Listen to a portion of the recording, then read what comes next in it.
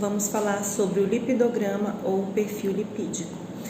O nosso grupo ele é composto pelas alunas Rosângela Rodrigues, Kelly Cristine, Gleiciane de Souza e eu, Josiele.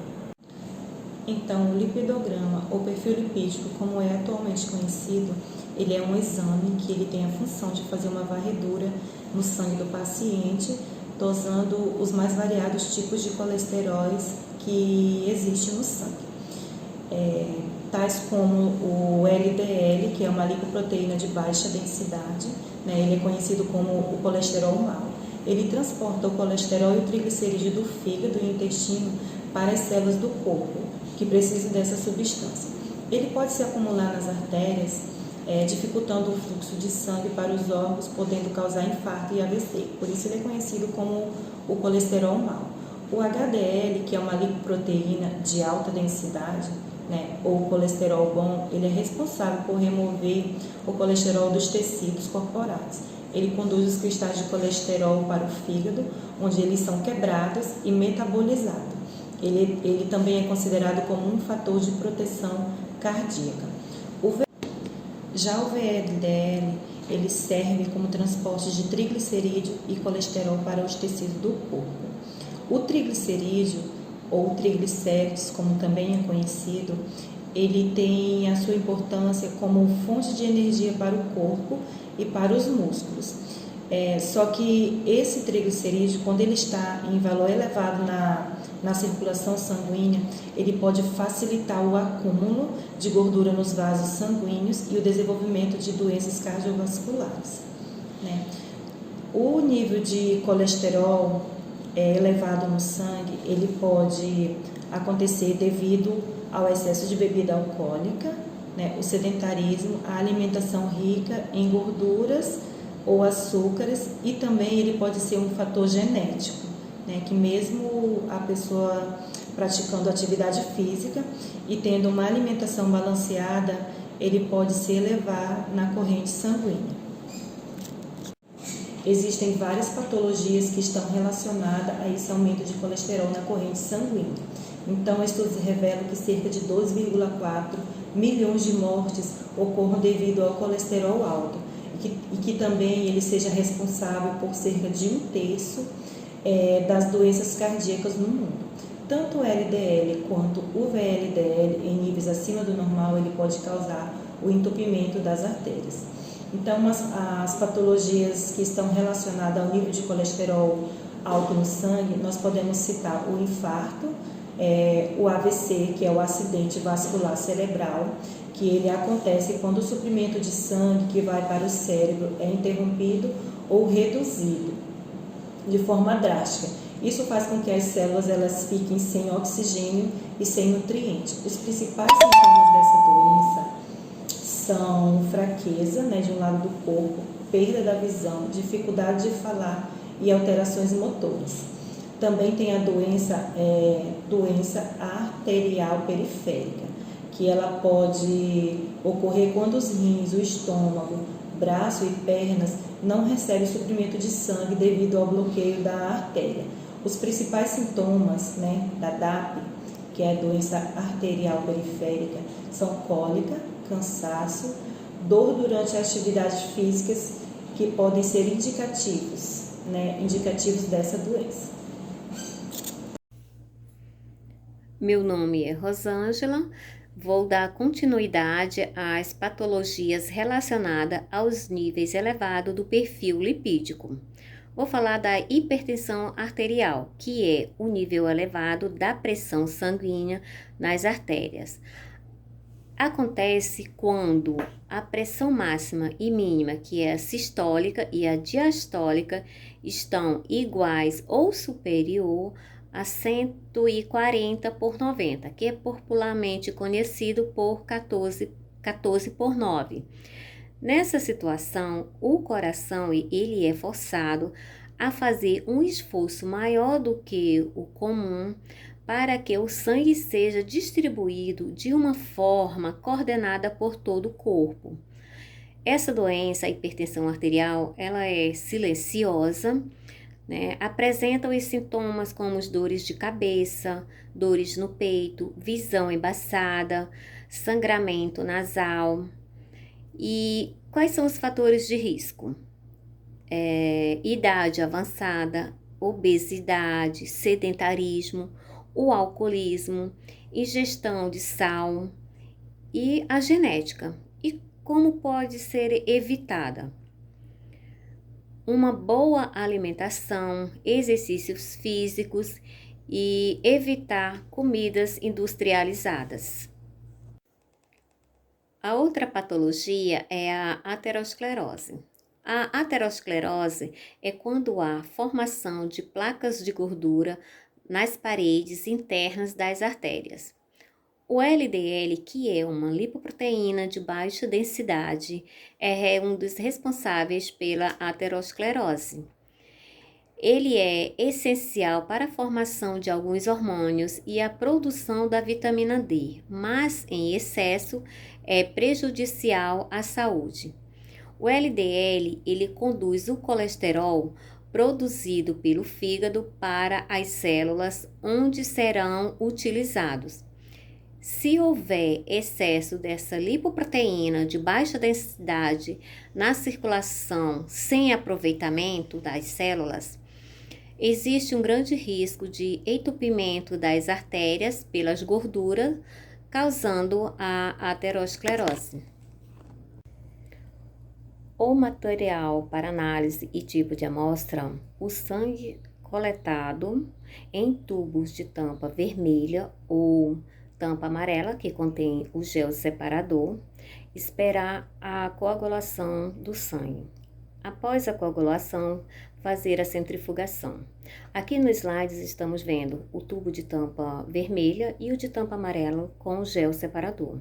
Do outro lado, estamos vendo o tubo, o sangue, a amostra antes de ser centrifugada, ao meio, já após a centrifugação, no tubo de tampa amarela, onde contém o gel, o coágulo embaixo, o gel separador no meio e o soro em cima, que é o sobrenadante, de onde é feito a análise do exame.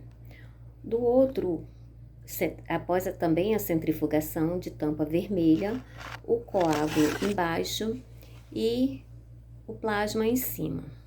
O plasma, ele contém albumina, fibrinogênio, imunoglobulina, lipídios, hormônios e sais como seus componentes predominantes.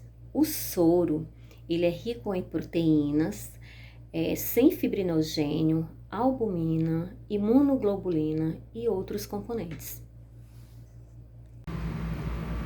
A metodologia aplicada é o método enzimático colorimétrico. Este método é recomendado somente para o uso diagnóstico in vitro para todas as dosagens: colesterol total, HDL, LDL, VLDL e triglicerídeos. Os testes colorimétricos têm seu princípio de funcionamento na medição da cor e a intensidade após a adição de determinados reagentes químicos. Enzimático significa que as enzimas funcionarão como catalisador para a reação química. Olá, meu nome é Kellen. Dando continuidade na parte de lipidograma, eu vou falar um pouco sobre reações químicas, o que ocorre na reação química. O método que nós vamos utilizar é o método Trinder. Esse método, como nós podemos observar, ele é um método que a gente pode dosar a parte do colesterol total e as proteínas que estão presentes lá, que é o VLDL, o HDL e o LDL. A gente pode utilizar nesse método. Esse método de lipoproteína, que é tanto a gente pode usar no VLDL, que é muita baixa densidade, o LDL, a baixa densidade, e também o HDL, que é a alta densidade, ela vai determinar o sobrenadante pelo método colorimétrico, na parte do colorimétrico enzimático. Então, como tem essas fórmulas aí, nós vamos utilizar o método enzimático. Vou tentar explicar um pouco sobre esse método enzimático Trinder. Esse método, ele possui um sistema de 3 enzimas. Essa primeira enzima, ela atua sobre os ésteres de colesterol, que é essa parte aí primeira, ela vai atuar sobre ele e vai ocorrer ela vai liberar esse colesterol, vai formar esse colesterol livre e mais os ácidos graxos. Esses ácidos graxos, a gente vai dar o nome dele de colesterol esterase, porque ocorreu essa reação química.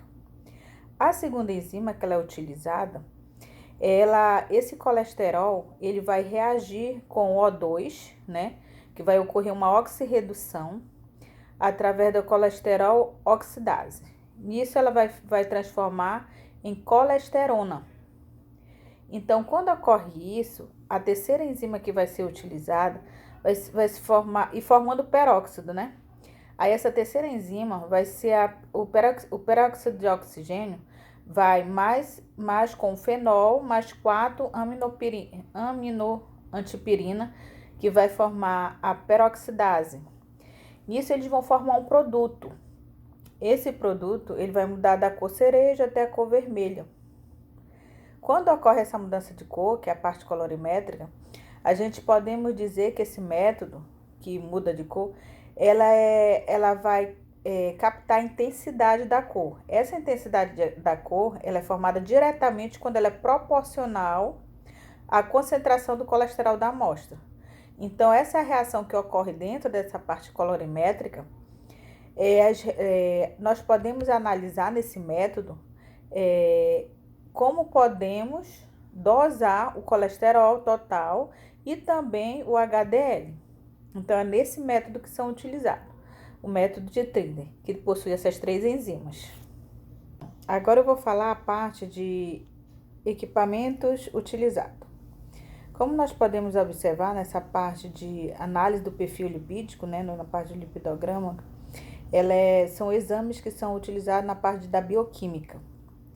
E para que ocorra esses exames, a gente tem a parte de equipamento também, tanto a parte aí como eu estava explicando, né, que é dos métodos utilizados, que é o método enzimático Trinder, né, que é a parte colorimétrica, mas também nós temos equipamentos que podem fazer essa parte da leitura desses exames, das dosagens, tanto do colesterol como do triglicerídeo. Esses equipamentos, a gente tem equipamentos que são necessários para fazer as dosagens, assim, quando a gente tem um número elevado de amostra, porque se a gente for ficar fazendo manual, né? Então, eles têm esses recursos, que são equipamentos onde a gente tem aquele parte de laboratório, onde utilizam muito quando vão fazer uma rotina, que tem vários exames ao mesmo tempo. Como nós temos o exemplo, aí a gente tem uns exemplos aí, a Bioclean, da marca Bioclean e Labtest, né? Esses equipamentos que estão aí, eles são analisador de automação. Esses analisador, eles vão fazer tudo automático. O que acontece quando a gente tem um equipamento desse dentro de um laboratório? Ele tem uma maior produtividade, ele vai diminuir a possibilidade de erros humanos, no caso da manipulação. Com isso, a gente tem consequentemente, a gente tem um resultado mais confiável.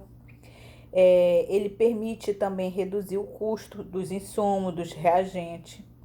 Assim também como ele se torna um procedimento mais rápido e confiável. Então, esse método que a gente tem desses equipamentos aí, ele facilita muito a vida dos bioquímicos e dos pacientes, porque a gente libera um resultado mais preciso, mais rápido e mais confiável. Então, esses aí são os equipamentos na parte de automação que a gente trabalha com os exames de bioquímica. Me chamo Gleiciane e vou dar continuidade falando sobre o perfil lipídico. O exame, ele só é solicitado pelo médico e pode ser feito sem jejum. Quando o médico ele pede com jejum de 12 horas, depende muito do histórico clínico do paciente. no valor de referência, podemos avaliar as taxas. No caso, a taxa do HDL, que é o colesterol bom, do LDL, que é o colesterol ruim, e do VLDL. Todos os valores eles devem ser somados em conjunto. Por quê? Se caso no colesterol total, que a referência dele é de 190 a 240, ele der alterado, tem que verificar o que está causando essa alteração. Que no caso, se essa alteração for por causa do HDL, que é o colesterol bom, não quer dizer que a pessoa está em risco, quer dizer que a pessoa está protegida, certo? No caso, se essa alteração for por causa do LDL, aí a pessoa está em risco e pode desenvolver doenças cardiovasculares. Bom, se o LDL ele tiver numa categoria de risco e for menor do que 130, ele está numa categoria de risco. Se for menor do que 100, ela está numa categoria de risco intermediário. Se for menor do que 70, ela já está no risco alto. No caso, o HDL, se ele estiver menor do que 160, ele está numa categoria de risco. Se for menor do que 130, ele está numa categoria de intermediária. Caso, se for menor do que 100, ele já está numa categoria de alto risco. Bom, foi concluído que a dosagem do colesterol é importante para a gente poder verificar o perfil lipídico do paciente e se caso tiver algum tipo de alteração negativa, a gente pode verificar e pode ser feito também um tratamento ideal para o paciente. E também a não obrigatoriedade do jejum prolongado também é bom porque em caso dos pacientes com diabetes, por causa do jejum prolongado que era obrigatório, acabava causando a hipoglicemia desses pacientes diabéticos. A não obrigatoriedade agora melhorou para eles. E também para a área do laboratório, que melhorou o fluxo dos pacientes, que por causa do exame, que a maioria das vezes quando a pessoa fazia um jejum, era sempre da noite para manhã e acabava causando muito fluxo no horário da manhã. E agora que não é obrigatório o jejum, melhora para o laboratório e também pode ser feito em outros horários os exames.